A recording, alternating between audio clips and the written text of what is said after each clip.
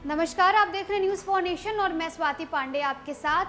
गधा, उल्लू, पागल, बकलोल या मंदबुद्धि, अगर ये सारे शब्द बिहार के मास्टर साहब शिक्षकों के लिए प्रयोग करेंगे तो सावधान हो जाइए, क्योंकि शिक्षा विभाग अब आप पर एक्शन भी ले सकता है। बिहार में लचर शिक्षा व्यवस्था को पटरी पर लाने के लिए बिहार में छात्र छात्राओं को अच्छा शिक्षा देने के लिए बिहार शिक्षा विभाग की तरफ से और बिहार सरकार की तरफ से लगातार नए नए आदेश, नए नए फरमान जारी होते रहते हैं। अब आपको बताएं तो जहां एक तरफ बिहार शिक्षा विभाग का नाम सुनते ही शिक्षकों के भीतर खौफ सा मच जाता है कि कब कौन सा फरमान आ जाए, कब कौन सा आदेश आ जाए।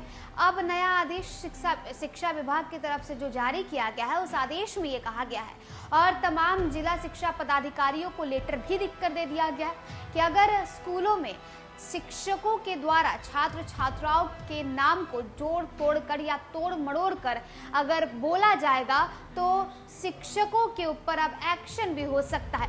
यूँ तो अक्सर स्कूलों में बच्चों के ऊपर जो बच्चे पढ़ने में थोड़े कमज़ोर होते हैं या समझते थोड़े लेट से हैं, तो उन्हें शिक्षक जो है वो गधा, मंदबुद्धि या बकलोल ऐसे शब्द कह करके उनका प्रयोग करते हैं, लेकिन अब इन शब्दों के प्रयोग पर प्रतिबंध लगा दिया गया है। बिहार के सरकारी स्कूलों में अब शिक्षक छात्रों के लिए गधा, उल्लू या मंदबुद्धि जैसे आपत्तिजनक शब्दों का प्रयोग नहीं कर पाएंगे। शिक्षा विभाग ने इस संबंध में सरकारी शिक्षकों के लिए कड़ा निर्देश जारी किया है। प्राथमिक शिक्षा निदेशक पंकज कुमार ने इस संबंध में सभी जिला शिक्षा पदाधिकारियों को निर्देश जारी करते हुए कहा है कि स्कूलों में छात्रों के नाम का मजाक उड़ाना या उन्हें तोड़ मरोड़ कर बोलना भी प्रतिबंधित होगा।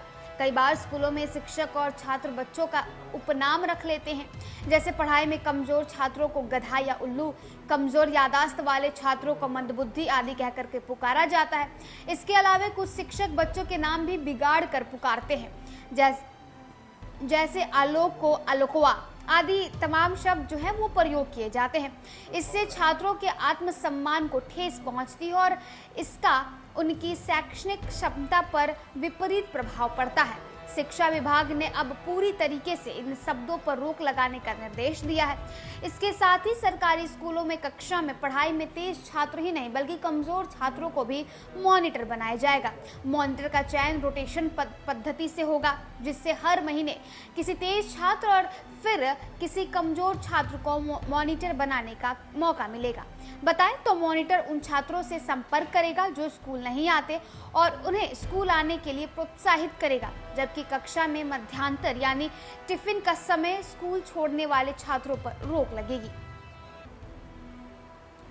तो देखिए, बिहार में शिक्षकों के लिए, खासकर बिहार के सरकारी स्कूलों के लिए, सरकारी शिक्षकों के लिए, छात्र छात्राओं के लिए लगातार नए नए फरमान, नए नए निर्देश शिक्षा विभाग द्वारा जारी किया जाता है।